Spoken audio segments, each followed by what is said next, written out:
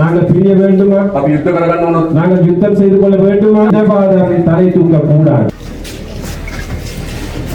காரணமாக பல காணிகளை அரசாங்கத்திற்கு அல்லது பாதுகாப்புக்கு தரப்பு எடுத்து நான் இன்று மாலை பொழுதிலே கச்சத்தீவுக்கு சென்று அந்த கடத்தொழிலாளர்களை சந்தி.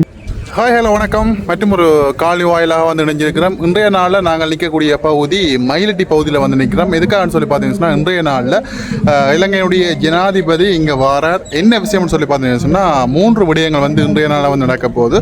ஒன்று வந்து பார்த்தீங்கன்னா மயிலட்டி துறைமுகம் வந்து அபிவிருத்தி 3ஆம் கட்டம் வந்து அபிவிருத்தி செய்கிறதுக்காக ஜனாதிபதி அந்த வேலைகளை வந்து ஆரம்பித்து வைக்கிறதுக்காக இங்கே வாரார். 2வது வந்து பார்த்தீங்கன்னு சொன்னால் யாழ்ப்பாணத்தில் முதல் முறையாக வந்து பார்த்தீங்கன்னு சொன்னால் பாஸ்போர்ட் ஆஃபீஸ் வந்து திறக்க போகிறாங்க. அதனுடைய திறப்பு விழா வந்து இன்று என்ன நடக்க போது அதையும் வந்து திறந்து வைக்கிறதுக்காக ஜனாதிபதி வந்து வாரார்.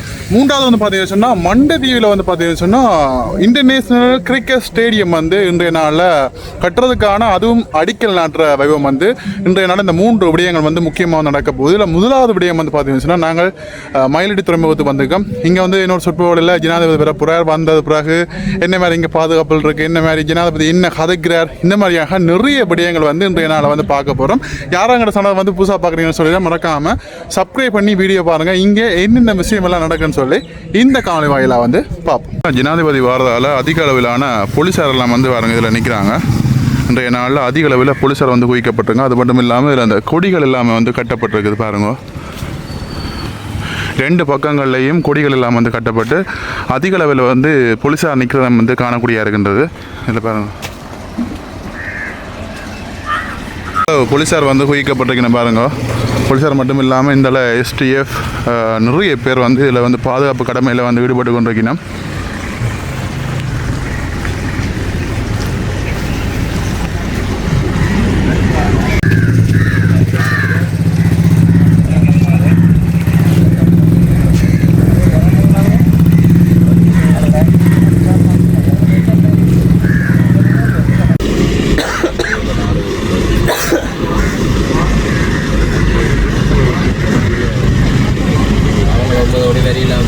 தேவைகள் அதிகரித்து வந்துள்ளன.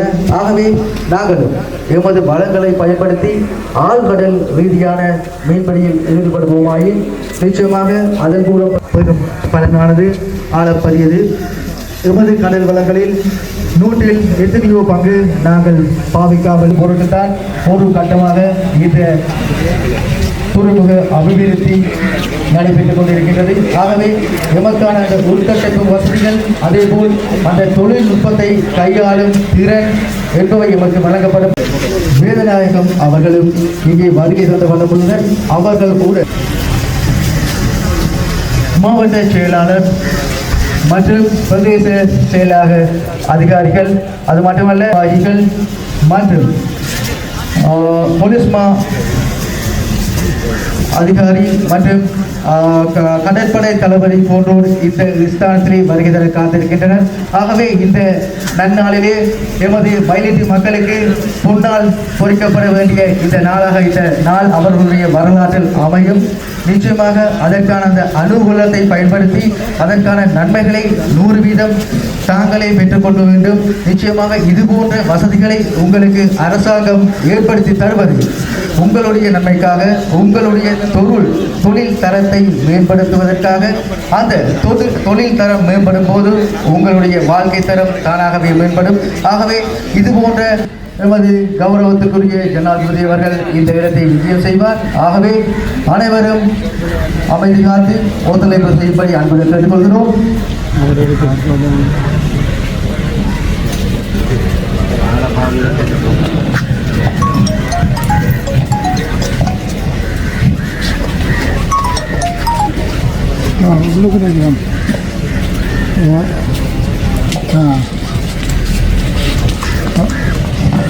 யார் அங்கே அங்கெல்லாம் முழுவதும் வந்து வெள்ளி காரங்களோட காரை கொண்டு அந்த விட்டு அம்மங்களுக்கான வாழ்றதுக்கு முன்னால்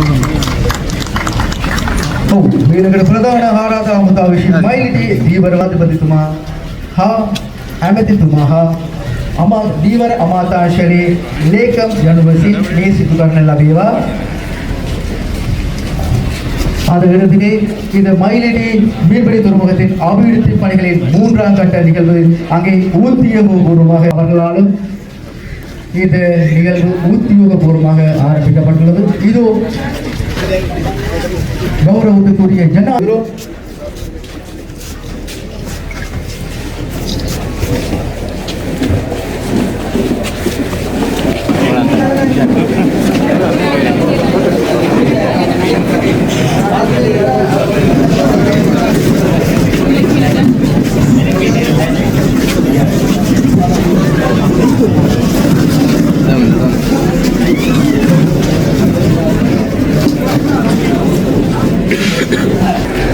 கல்லூரோட பாதுகாப்பு படையினரும் வந்து எல்லாருமே வந்து இந்த இடத்துல நிற்கிறத வந்து காணக்கூடியது பாருங்க.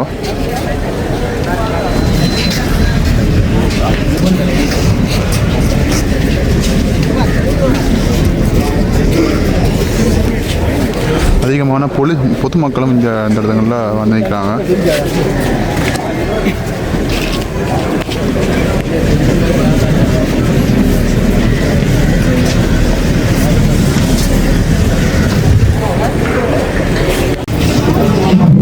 அனைவருக்கும் வணக்கத்தை தெரிவித்துக் கொண்டோம். இன்றைய நிகழ்வுகளுக்கு நாங்கள் செல்லலாம். அந்த வகையில் இன்றைய மாணவி சிவரூபணி மாதுஷா அவர்களை அறிவிக்கிறோம். விலகிட பிரிவினை நந்தனிய ஏசாந்தா ஆராதனா கர்ணமா சிவரூபன் மாதுஷா அவர்கள்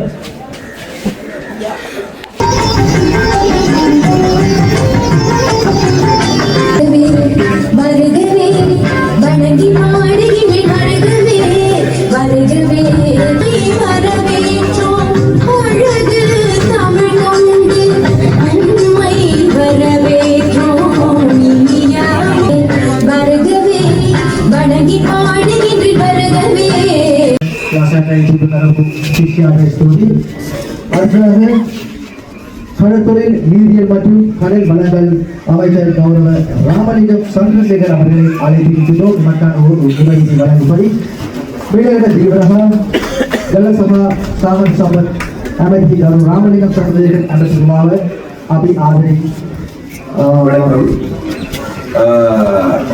இன்று இந்த நிகழ்வுக்காக வருகை தந்திருக்கின்ற எங்களுடைய ஜனாதிபதி தோழர் அனுருகுமார் அரசாநாயக் அவர்களே, அதே போன்று எங்களுடைய பிரதி அமைச்சர்கள், பாராளுமன்ற உறுப்பினர்கள், அதே போன்று கௌரவ ஆளுநர் அவர்கள், அதே போன்று எங்களுடைய அமைச்சின் தலைவர்கள், செயலாளர்கள், தவிசாளர்கள், அதே போன்று பிரதேசத்தில் இருக்கின்ற அரசு அதிகாரிகள், அதே போன்று இராணுவத்தில் இருக்கின்ற தளபதிகள் எல்லோருக்கும் விசேடமாக இருக்கின்ற பிரதேச உறுப்பினர்கள், அதே போன்று மீனவர் சங்கங்கள், மீனவர் சங்கத்தினுடைய தலைவர்கள் உள்ளிட்ட அன்பார்ந்த தாய்மார்களே, தந்தைகளே, அனைவருக்கும் எனது காலை வணக்கத்தை தெரிவித்துக் கொண்டு, விசேடமாக இன்றைக்கு மயிலட்டிக்கு ஒரு முக்கியமான நாள். மயிலட்டி துறைமுகம் என்பது இது இன்று நேற்றல்ல, இது வரலாற்று ரீதியாக நாங்கள் பார்க்கின்ற போது கூட மிக வரலாற்று ஒரு சிறப்புடைய மீனவர் துறைமுகத்தை நாங்கள் பார்க்கின்ற பொழுது, இங்க இருக்கின்ற மீனவர்களுடைய பங்களிப்பை நாங்கள் பார்க்கின்ற போது, அந்த பங்களிப்பு என்பது உண்மையிலே இலங்கையிலே கூடுதலாக அதாவது 2வது ஸ்தானத்தில் இருந்த ஒரு துறைமுகமாகவும் அல்லது கடல் தொழிலை அல்லது மீன்களை பெற்றுக் கொடுக்கின்ற ஒரு நிறுவனமாகவே காணப்பட்டது. அதே அப்ப அந்த வகையில் இந்த மீன்பிடி துறைமுகம் என்பது எங்களுக்கு மிகவும் முக்கியமானது. இருந்த போதிலும் கூட எங்களுக்கு எல்லோருக்குமே தெரியும், நாங்கள் விரும்பினால் விரும்பாவிட்டால் கூட கடந்த 30 வருடங்களுக்கு மேலாக நாட்டில் ஏற்பட்டிருந்த நிலைமைகளின் காரணமாக எங்களுடைய துறைமுகத்தினுடைய நடவடிக்கைகள் உள்ளிட்ட எங்களுடைய மீனவர்களுடைய கடல் தொழிலாளர்களுடைய அனைவருடைய செயற்பாடுகளும் செயலிழந்து போயிருந்ததை காணக்கூடியதாக. அப்ப இன்று வரைக்கும் மீள முடியாத ஒரு நிலைமையும் காணக்கூடியதாக இருக்கிறது.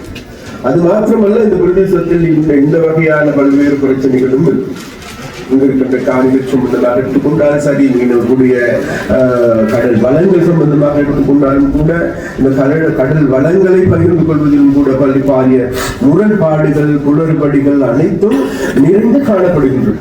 அது மாத்திரமல்ல, இந்த நிலைமையின் கீழ் எங்களுடைய பிரதேசத்தில் இருக்கின்ற மீனவர்கள் தங்களுடைய சட்டவிரோதமான மீன்பிடி துறைகளையும் பயன்படுத்துகின்ற போக்கும் காணப்படுகிறார்.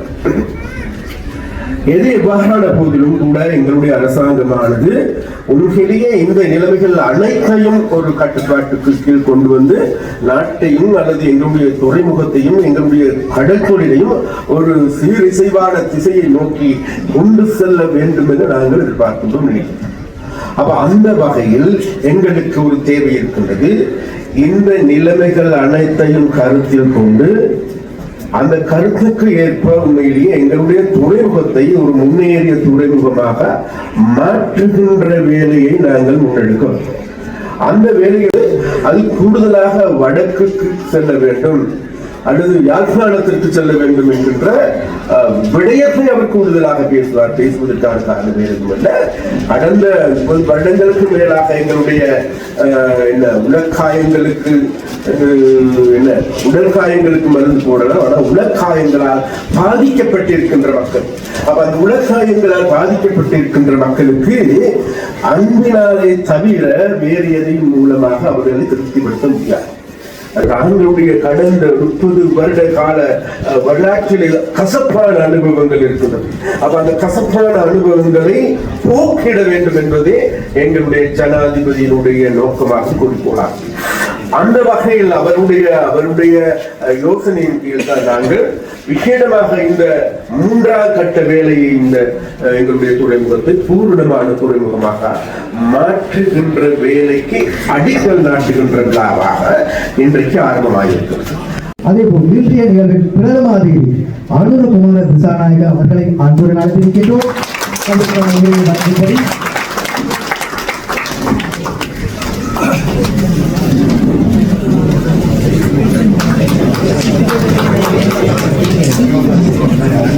வணக்கம்.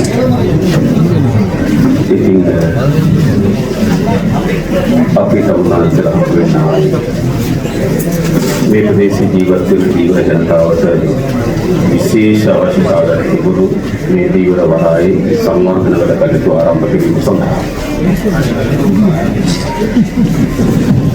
அனைவருக்கும் வணக்கம் என்று கூறிக்கொண்டு நாங்கள் இந்த நேரத்திலே உங்களை சந்திக்க வந்தது உங்களுக்கு அத்தியாவசியமான ஒரு தேவையாக இருந்த இந்த துறைமுகத்தின் அபிவிருத்தி அந்த பணிகளை மேம்படுத்தும் நோக்கத்தில் தான் நாங்கள் வந்திருக்கிறோம்.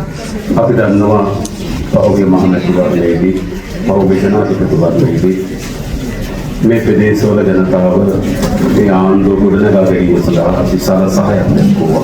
எங்களுக்கு தெரியும் கடந்த ஜனாதிபதி தேர்தலாக இருக்கலாம் அல்லது பாராளுமன்ற தேர்தலாக இருக்கலாம், அந்த அனைத்து தேர்தல்களிலுமே உங்களது மிகப்பெரிய பங்களிப்பை இந்த அரசாங்கம் அமைப்பதற்காக நீங்கள் வழங்கினீர்கள் என்று எங்களுக்கு தெரியும். ඈත්වලා හිටපු අපි වෙදිලා හිටපු අපි එකතු කරපු තීරණාත්මක අවස්ථාව බවට මේ මහමැතිවරණය පත් වුණා. ஒரு தூரமாக இருந்த எங்களை, பிரிந்திருந்த எங்களை மீண்டும் நாங்கள் ஒன்று சேர்வதற்காக அந்த தேர்தல்கள் காரணமாக இருந்தது என்று நாங்கள் நம்புகின்றோம். අපි අමුවේ තිබෙන අභියෝගයක් අපි විසින් කළ යුතු දේ අපේ මේ එකතු වීම තවත් ශක්තිමත් කරගත යුතුයි. අපේ දරුවන් කවදාවත් බෙදෙන්නට රටක් බවට අපි පත් කරගත යුතුයි. உங்களால் செய்ய இருப்பவையும் உங்களுக்கு தேவையான அனைத்துமே செய்வதற்காக நாங்கள் இவ்வாறு சேர்ந்திருப்பது மிகவும் சால பொருத்தம் என்று நாங்கள் நம்புகின்றோம். அதே போன்று நாங்கள் இனி ஒருபோதும் பிரிவதற்கு இடமறிய மாட்டோம் என்பதையும் இந்த நேரத்திலே நாங்கள் கூற வேண்டும். අපේ ආණ්ඩුව විශාල වෙහෙසක් දරනවා. උතුර දකුණ නැගෙනහිර වේදකින් තොරව අපි ඔක්කොම එකතු වෙච්ච රටක්. එම රටේ ජනතාවගේ ප්‍රශ්න විසඳීම සඳහා විශාල වෙහෙසක් දරමින් තිබෙනවා. ஆகவே நாங்கள் எங்கள் பக்கத்தாலே மிகவும் பாரிய ஒரு முயற்சி எடுத்துக் கொண்டிருக்கின்றோம். மீண்டும் பிரியாமல் இருப்பதற்கு இலங்கையில் இருக்கும் வடக்கு, தெற்கு, கிழக்கு, மலையகம் போன்ற அனைத்து பகுதிகளும் மீண்டும் நாங்கள் ஒன்றாகவே இருக்க வேண்டும் என்ற அந்த பாரிய முயற்சியை நாங்கள் தொடர்ந்து இருக்கின்றோம்.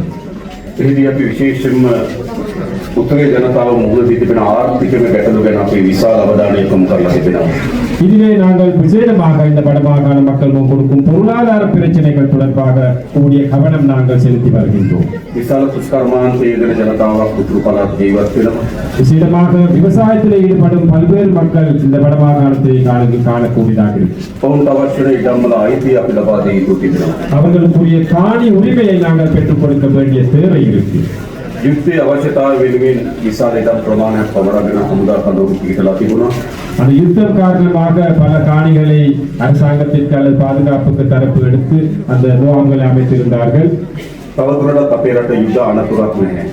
தொடர்ந்து நமது நாட்டில் ஒரு யுத்த சூழல் அல்லது யுத்த அபாயம் எங்களுக்கு இல்லை என்று நம்புகின்றோம். යුද්ධයක් ඒවි කියලා ඉතාමත් විනාශකාරී අපේක්ෂාවෙන් අපේ මේ ඉඩම් තබාගත යුතු නැහැ. ஒரு யுத்தம் மீண்டும் வரும் என்ற அந்த எதிர்பார்ப்போட அந்த காணிகளை நாங்கள் வைத்திருக்க வேண்டிய தேவை இல்லை. අපේ ආණ්ඩුව වැඩ කරන්නේ යුද්ධය නක වළක්වන්න. நமது அரசாங்கம் பணிபுரிவது இந்த யுத்தம் ஒன்று வருவதை தடுப்பதற்காக. සමාන ආණ්ඩුව සැලසුම් කරේ යුද්ධය එනවා කියලා හිතාගෙන ඉඩම් තියාගෙන ඉන්න.